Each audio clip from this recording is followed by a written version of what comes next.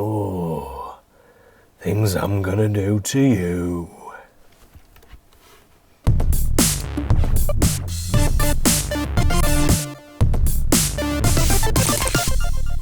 Hey up folks, we're back again with a follow-up video to our fitting the nip video, in which we showed you how to fit the nip.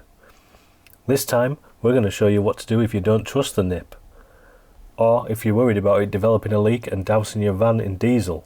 Ugh. There it is, ugly little brew, isn't it? This is what's supplied with most diesel heaters, but some of the better ones come equipped with a standpipe or pickup pipe, as seen here. If you didn't get one in your kit, don't fret, you can easily and quickly order one from eBay or Amazon, though they will charge more for fast delivery. The best thing to do if you're not in a rush is order from AliExpress for about £6 and wait the month for it to arrive. So you've got your standpipe now and it's time to fit it. The first thing you want to do is open it up and remove this nipple, like Bob Geldof in the wall. Next, you're going to need to figure out where the best place to fit this is. You can't fit it at this side as it's too far along to get a good seal as it bends down.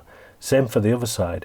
So if you want it to reach somewhere near the bottom of the tank, you're going to have to bend it strategically to get past the baffles. Baffles. The baffles are there to stop the diesel sloshing about as you drive, but they don't do a very good job of it. So never fill your tank all the way to the top, or diesel might spray out of the breather hole in the lid just like a broken nip. Also, while we're on the subject, never block the breather hole either, or the pump will suck your tank in on itself like in Poltergeist. When you're doing your strategic bending, make sure to bend the pipe slowly with long flowing bends. Don't be too heavy-handed or you might bend it too much and kink it. Once you've got your pipe primed for entry, you're going to need to snip some off as it'll be too long to fit in the tank. You don't want it going right to the bottom as it might suck up gunk, but get it close enough to it to not have wasted diesel sloshing around down there.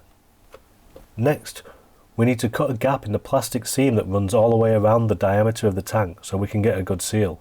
To do that, you're going to want to take the rubber washer off the pickup and offer it up to where you want it to go. Next, mark roughly the edges of it on the seam of the tank, then cut it using a Stanley knife. Mark roughly the edges of it on the seam of the tank. Next, mark the centre. Drill a 25mm hole, nothing more, nothing less. Slide the rubber washer back onto the pickup. Now penetrate. Push the end of the pickup into the newly drilled hole and navigate it past the baffles until it's where you want it.